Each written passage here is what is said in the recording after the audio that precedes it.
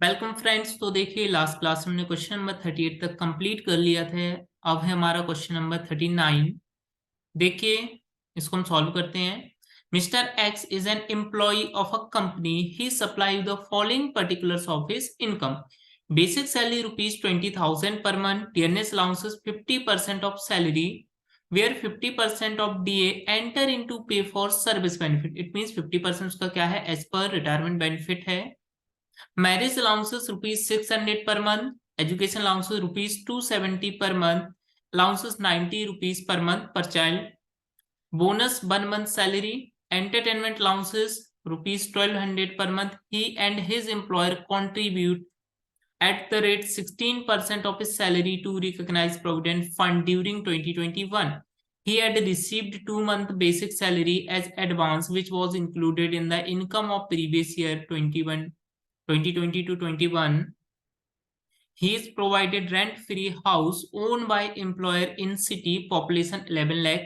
He is also in receipt of medical allowances of ₹300 per month. Amount spent on medicine ₹4,500 during the year. Compute his income from salary for the assessment year 2022 to 23. चलिए देखिए, तो इसको हम solve करते हैं। सबसे पहले हमारा क्या था, बेसिक सैलरी। बेसिक सैलरी कितना है, बेसिक सैलरी यहाँ पर गिवन था आपको 20,000 per month. It means 1 year का कितना हो जाएगा, 20,000 टू 12, 2,40,000। जिसमें क्या था, देखिए यहाँ पर 2 मंथ्स का एडवांस सैलरी इंक्लूडेड था। ठीक है, तो एडवांस सैलरी को हम करंट ईयर की सैलरी में से क्या करेंगे, डिडक्ट कर देंगे।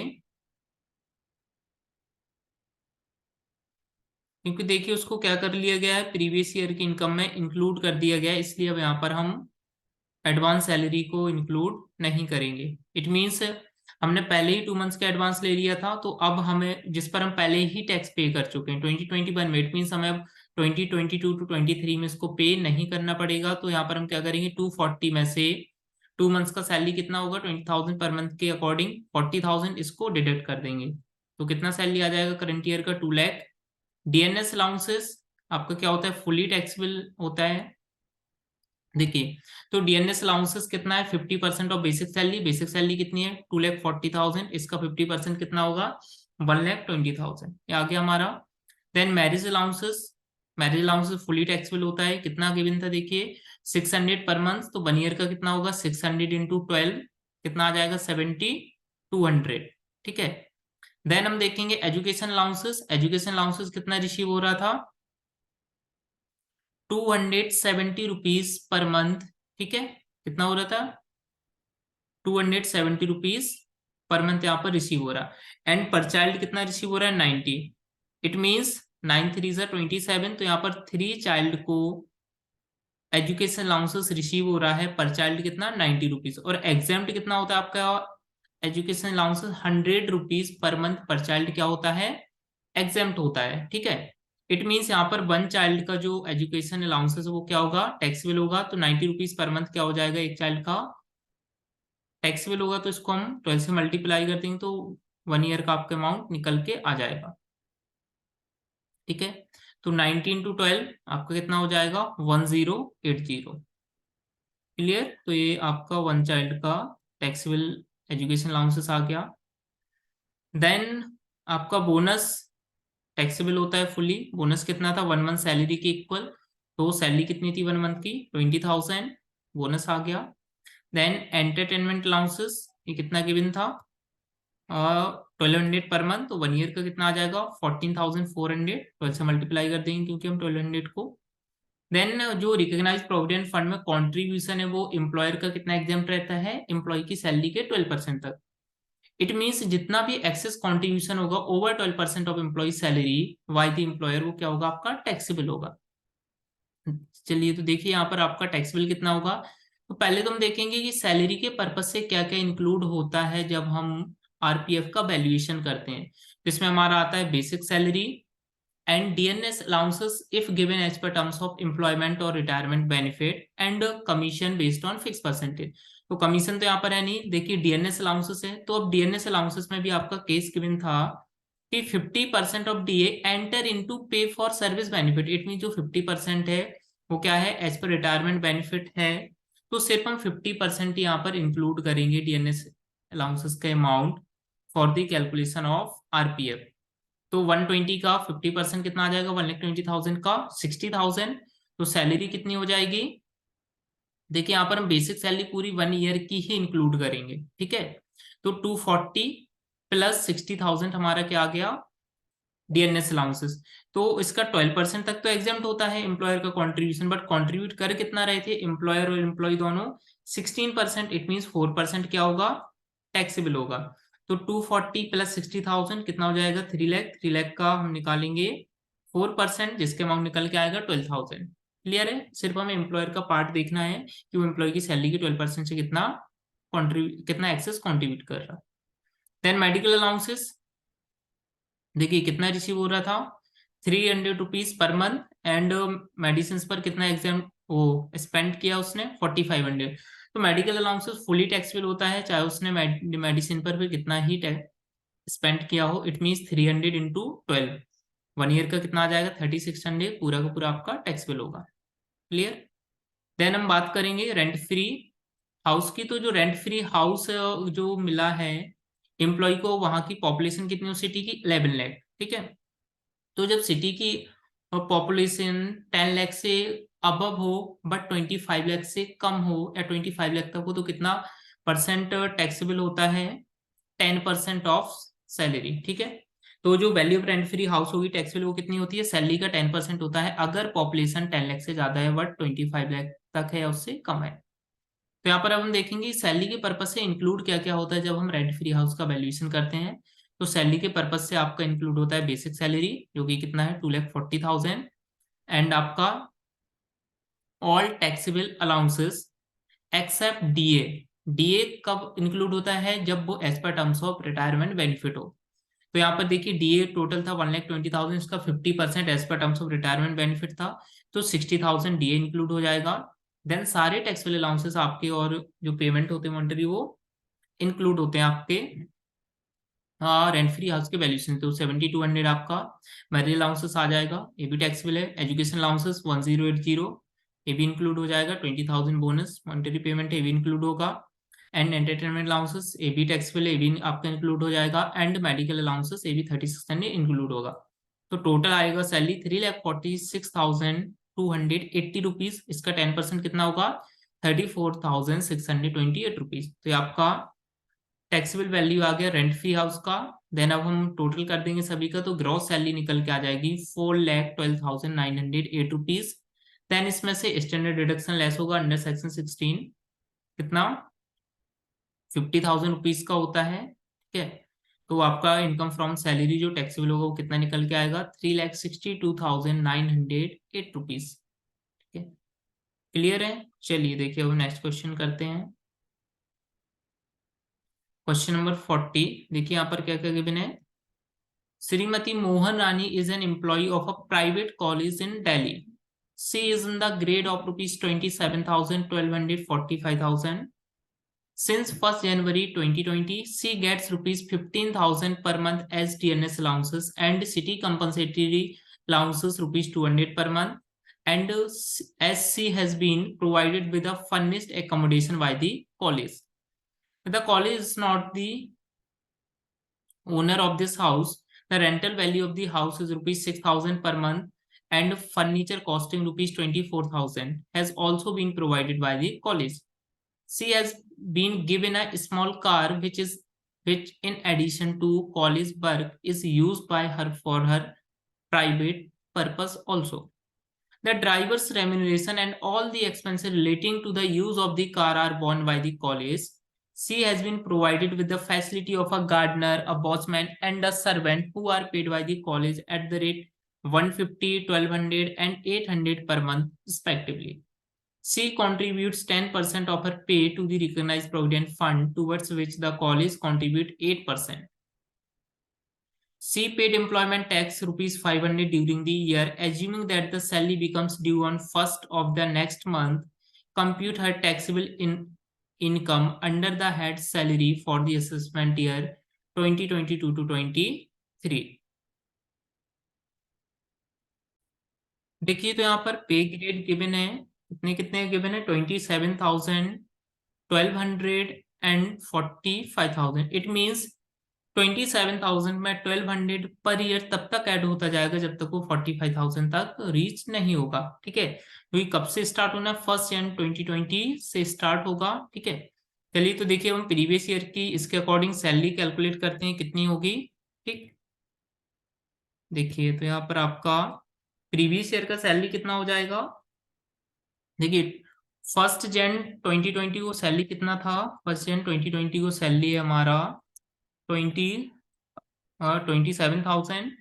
देन इन नेक्स्ट ईयर में कितना हो जाएगा, 1 जनवरी 2021 में सैलरी हो जाएगी हमारी 27,000 प्लस प्लस होगा इसमें कितना 1200, तो सैलरी कितनी हो जाएगी 28,200 रुपीज। एंड नेक्स्ट ईयर 1 जनवरी 2022 को सैलरी कितनी हो जाएगी 28,200 प्लस इसमें कितना हो जाएगा 1200।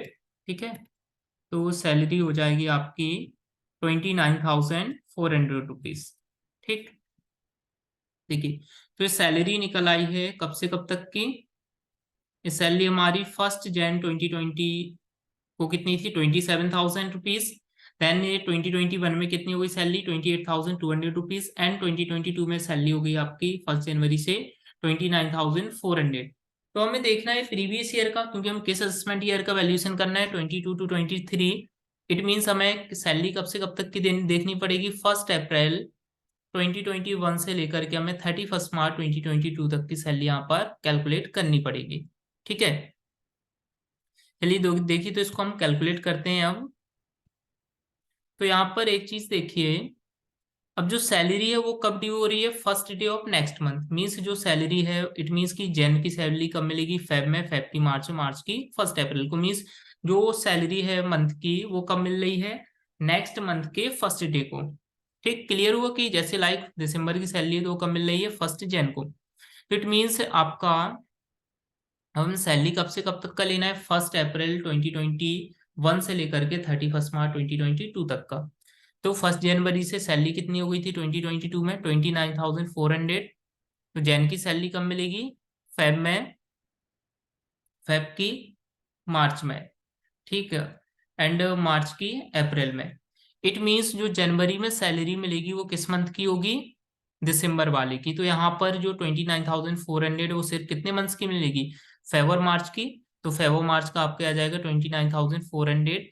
एंड जो 1 अप्रैल से आपका सैलरी होगा जनवरी तक का, 1 जन तक का, वो कितना होगा 28,200 रुपीज। तो 10 मंथ्स का आपका सैलरी आ गया। तो टोटल 12 मंथ्स का सैलरी आपका ये निकल के आ जाएगा 3,40,800 रुपीज। तो को ऐड कर देंगे 282 और 58,800 को। तो प्रीवियस ईयर का सैलरी निकल के आएगा 3,40,800 रुपीज। देन देखिए डीएनएस अलाउंसेस कितना था आपका, डीएनएस अलाउंसेस रिसीव हो रहा था 15,000 पर मंथ। तो 1 ईयर का कितना होगा 15,000 इंटू 12, तो आ जाएगा 1,80,000। सिटी कंपनसेटी अलाउंसेस कितना रिसीव हो रहा था 200 पर मंथ। तो 1 ईयर का कितना हो जाएगा 200 इंटू 12, 2,400। देन अब हम बात करते हैं और भी जो भी फैसिलिटीज रिसीव हुई है एम्प्लॉय को। तो rent free furnished house receive हुआ है, तो इसका हम वैल्यूएशन करेंगे। तो जो हाउस है वो एम्प्लॉयर का खुद का नहीं है, तो देखिए इसका वैल्यूएशन कैसे होगा, actual rent paid by the employer. ठीक है, तो सबसे पहले हम क्या निकाल लेंगे, actual rent paid by the employer कितना पे किया है 72,000। देन 15% ऑफ सैलरी, दोनों में से जो भी क्या हो लीस्ट हो वो टैक्सेबल वैल्यू मानी जाती है। तो सैलरी के पर्पज से क्या क्या इंक्लूड होता है जब हम हाउस की बात करते हैं, basic salary, DNS allowances if given as per terms of employment, but यहाँ पर as per terms of employment नहीं है तो डी इंक्लूड नहीं होता है। एंड ऑल टैक्सेबल अलाउंसेस, तो अलाउंसेस में यहाँ पर टैक्सेबल में क्या सिर्फ सीसीए है, तो इसको ऐड कर लेंगे। इट मीन 3,40,000 प्लस 2,400, ये दो चीज ऐड होंगी हमारी रेंट फ्री हाउस के वैल्यूएशन के पर्पज से। तो सैलरी निकल के आ जाएगी 3,43,200। इसका हम कितना निकालेंगे 15%। ठीक है, तो 15% इसका कितना होगा 51,480। तो 72,000 और 15,000 और 51,480 दोनों में लीस्ट क्या है 51,480, तो इसको हम कंसीडर करेंगे, टैक्सेबल होगा। एंड क्योंकि हाउस जो फर्निश था तो फर्नीचर की कॉस्ट का कितना इंक्लूड होता है 10%। तो फर्नीचर की कॉस्ट थी 24,000, इसका 10% 2400 और इंक्लूड होगा, तो टैक्सेबल वैल्यू होगी हाउस की 53,880 रुपीज। तो इसको हम यहाँ पर नोट कर लेंगे 53,880। देन हम बात करते हैं फ्री कार की। ठीक है, तो स्मॉल कार रिसीव हुई है। स्मॉल कार के केस में कितना अमाउंट टैक्सेबल होता है और किस पर्पज से मिल रही है? बोथ पर्पज से, ऑफिशियल यूज के लिए भी हो रही है और वो पर्सनल के लिए भी। एंड जो एक्सपेंसेस वो कौन बॉर्न कर रहा है? एम्प्लॉयर। तो जब एम्प्लॉयर एक्सपेंस बॉर्न करे तो बोथ पर्पज के लिए स्मॉल कार हो तो कितना अमाउंट टैक्सेबल होता है? 1800 पर मंथ। तो 1800 किसका हो गया? कार का। एंड यहाँ पर चौफियर मीन्स ड्राइवर का भी कंपनी पे कर रही, तो ड्राइवर का भी टैक्सेबल होता है 900 पर मंथ। तो टोटल आपका आ जाएगा 27,000 पर मंथ। 1800 प्लस 900 इंटू 12 करेंगे तो 1 ईयर का आ जाएगा 32,400 rupees. Then gardener, watchman and servant ये भी रिसीव हुए थे, तो इनका कॉस्ट देखिए, गार्डनर का था 150 पर मंथ, 150 इंटू 12 कर देंगे। वॉचमैन का 1200 पर मंथ था, तो 1200 इंटू 12 कर देंगे। एंड 800 पर मंथ था आपका सर्वेंट का, तो इसको भी 12 से मल्टीप्लाई कर देंगे। तो ईयरली जो भी इनका पेमेंट होगा निकल के आ जाएगा कितना? एक का 1800, इसका 14,400 और सर्वेंट का 9,600। देन सभी को ऐड करेंगे तो ग्रॉस सैलरी निकल के आएगी 6,35,280 रुपीज। देन हम इसमें से लेस क्या करते हैं? स्टैंडर्ड डिडक्शन 50,000 का, जो कि सभी सैलरीड पर्सन को मिलता है। एंड एम्प्लॉयमेंट टैक्स अगर एम्प्लॉय ने पे किया है तो वो भी डिडक्टेबल होता है। तो 50,500 यहाँ पर डिडक्ट करेंगे ग्रॉस में से, तो टैक्सेबल सैलरी होगी जो वो निकल के आएगी 5,84,780 रुपीज। आई होप ये क्वेश्चन क्लियर हुआ होगा आपको। चलिए हम नेक्स्ट क्वेश्चन देखते हैं। Question number 41। देखिए तो यहाँ पर क्या क्या गिवन है। Mister Rajeev is a sales officer in a company in Varanasi. He furnished the following particulars regarding his income for the previous year 21 to 22. Basic salary 25,000 rupees per month. DA 50% of basic salary. Transport allowance 1,800 per month for commuting between home and office. Children allowances, children education allowances for 2 children rupees 350 per month per child.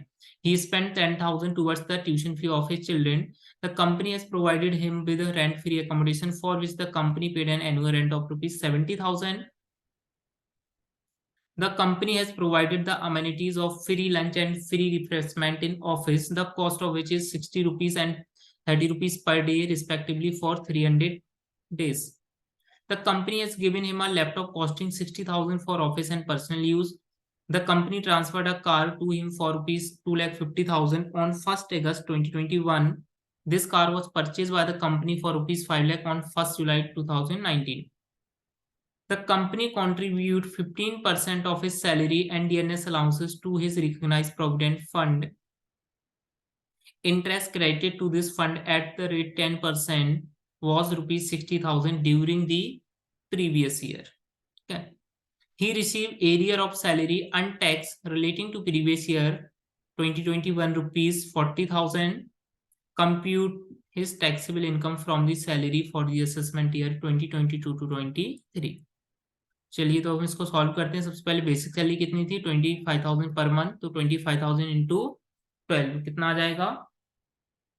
3 lakh 1 year का आ जाएगा आपका। तो basic salary हो गया कितना? 3 lakh.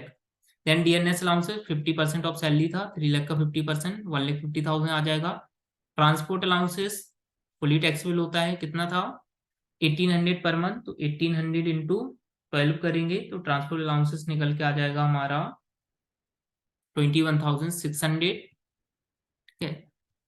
Then हम बात करेंगे चिल्ड्रन एजुकेशन अलाउंसेस की, तो 350 पर चिल्ड्रन मिल रहा है। ठीक है, तो बच्चों को, जबकि एग्जाम्प्ट कितना होता है? सिर्फ 100 रुपीज पर मंथ पर चाइल्ड एग्जाम्प्ट होता है, जबकि मिल कितना रहा? 350 पर मंथ पर चाइल्ड। इट मीन्स 250 पर चाइल्ड क्या है? टैक्सेबल है। तो 250 इंटू 2, क्योंकि 2 चिल्ड्रन यहाँ पर, इंटू 12, तो 1 ईयर के यहाँ पर कितना टैक्सेबल होगा? 6,000 रुपीज। ठीक है, 250 इंटू 2 कितना हो जाएगा? 500, 500 इंटू 12 कितना आ जाएगा? 6,000 रुपीज। तो टैक्सेबल चिल्ड्रन एजुकेशन अलाउंसेस आ गया। ट्यूशन फीस का कुछ भी एग्जाम्प्ट नहीं होता है, तो उसको हम कुछ भी कंसीडर नहीं करेंगे। देन हम बात करेंगे रेंट फ्री हाउस की। ठीक है, तो रेंट फ्री हाउस के केस में यहाँ पर क्या है? कंपनी ने accommodation, rent free accommodation provide किया, जिसका रेंट कितना कंपनी पे कर रही, 70,000। तो हम यहाँ पर क्या देखते हैं, जब कंपनी रेंट पे कर रही हो, एम्प्लॉय को हाउस दिया हो, तो उस केस में 15% ऑफ सैलरी और actual rent paid by the company which ever is least is taxable. तो एम्प्लॉय की सैलरी का 15% हम कैलकुलेट करेंगे, और जो भी एक्चुअल रेंट पे किया है, कितना पे किया कंपनी, 70,000, दोनों में से जो भी लेस होता है उसको हम कंसिडर करते हैं एज ए टैक्सेबल अमाउंट।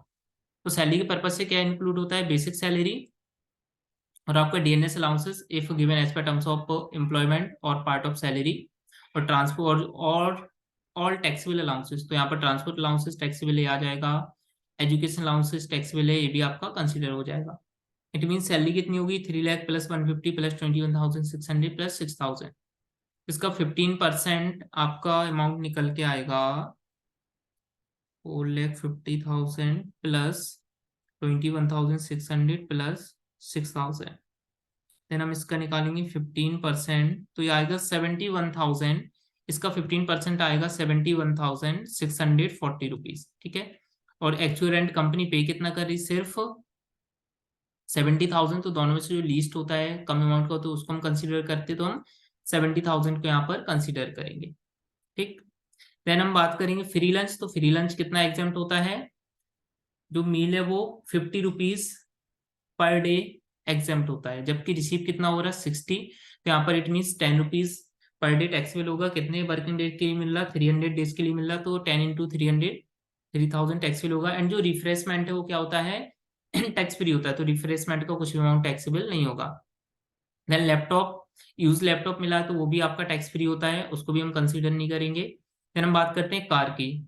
तो यहाँ पर कार पे देखिए हमें डेप्रिसिएशन लेस करना पड़ेगा। कितना लेस होता है, कार पर लेस होता है डेप्रिसिएशन 20%। तो कॉस्ट ऑफ कार 1 जुलाई को कितनी थी, 2019 में 5 लाख, इसका 20% लगेगा डेप, कितना आएगा, 5 लाख का 20% 1 लाख लेस कर देंगे, तो नेक्स्ट ईयर में कितनी इसकी कॉस्ट बचेगी, 4 लाख। देन हम इसको फिर 20% पर लेस करेंगे डेप्रिसिएशन, तो 4 लाख का 20% 80,000 आएगा, इसको हम लेस करेंगे, इसका वैल्यू निकल के आएगा 2021 में आपका 3,20,000 का, ठीक है, क्योंकि प्रीवियस ईयर में जितनी वैल्यू थी हम वो कंसीडर करना है। जबकि अमाउंट एम्प्लॉय से सिर्फ कितना रिकवर किया गया है, 2,50,000। इट मीन 70,000 के यहाँ पर बेनिफिट हुआ एम्प्लॉय को, जो कि क्या होगा, टैक्सेबल होगा, तो इसको हम कंसीडर करेंगे 70,000 value of car. Then recognise provident fund में जो भी कॉन्ट्रीब्यूशन किया है एम्प्लॉयर ने in excess of 12% of employ salary. यहाँ पर देखिए कितना कंट्रीब्यूट कर रहा था एम्प्लॉयर आरपीएफ में, 15% of employ salary, it mean 3% क्या होगा, टैक्सेबल होगा। तो सैलरी के पर्पज से हम क्या क्या इंक्लूड करते हैं जब हम आरपीएफ की बात करते हैं, basic salary plus DA if given as per terms of employment और part of salary, and commission based on fix percentage. तो सिर्फ यहाँ पर दो ही चीज ऐड होंगी, क्योंकि पार्ट ऑफ सैलरी है DA and basic salary. Total कितना हो जाएगा, 4,50,000, इसका 3% कितना आएगा, 13,500 रुपीज, ठीक है। इन दोनों को ऐड करेंगे कितना आ जाएगा, 4,50,000। 12% तक एम्प्लॉयर का कॉन्ट्रीब्यूशन क्या होता है, एग्जाम, जबकि कर कितना रहा, 15%, इट मीन 3% क्या होगा, टैक्सेबल आरपीएफ का। तो आपका 450 का 3% अमाउंट निकल के आएगा 13,500 रुपीज, क्लियर। देन हम इंटरेस्ट की बात करेंगे, तो इंटरेस्ट जो आरपीएफ पर है वो 9.5% तक एग्जाम्प्ट होता है, बट यहाँ पर 10% रिसीव हो रहा है, इट मीन्स 0.5% टैक्सेबल होगा। तो 10% के रेट से कितना इंटरेस्ट मिला है, 60,000, तो इसमें 60,000 में 0.5% क्या होगा, टैक्सेबल होगा। चलिए तो 60,000 का हम कितना करेंगे, 0.5% देखेंगे, जो कि हमारा क्या होगा, टैक्सेबल होगा, ठीक है, जिसके अमाउंट कितना आएगा हमारा 3,000। ठीक है, इसको हम कैसे वैल्यूट करेंगे, देखिए टोटल कितना यहाँ पर इंटरेस्ट क्रेडिट हुआ है, 60,000, इसमें से टैक्सेबल कितना है, 0.5, तो इंटू 0.5 डिवाइडेड बाय जितना परसेंट अमाउंट है, अमाउंट कितना परसेंट था टोटल, 10%, तो हम 10 से इसको डिवाइड कर देंगे, ठीक है। तो यहाँ पर कितना निकल के आएगा, ये 3,000 रुपीज, तो हमारा टैक्सेबल इंटरेस्ट है आरपीएफ पर। देन एरिया ऑफ सैलरी, क्योंकि इस पर टैक्स पे नहीं हुआ था, तो इस पर अब करंट ईयर में टैक्स पे हो जाएगा, तो इसको भी हम इंक्लूड करेंगे, जो भी कितना है 40,000, इसको भी इंक्लूड कर लेंगे, तो हम देन सभी को ऐड करेंगे, तो आपका ग्रॉस सैलरी निकल के आएगा 6,77,100 रुपीज, एंड इसमें सब लेस क्या होगा, स्टैंडर्ड डिडक्शन 50,000 का, तो टैक्सेबल इनकम फ्रॉम सैलरी निकल के आ जाएगा 6,27,100 रुपीज। ठीक है, आई होप आपको ये क्वेश्चन अच्छे से समझ आए होंगे। बाकी के हम क्वेश्चन को अपने नेक्स्ट लेक्चर में कवर करेंगे। Thank you.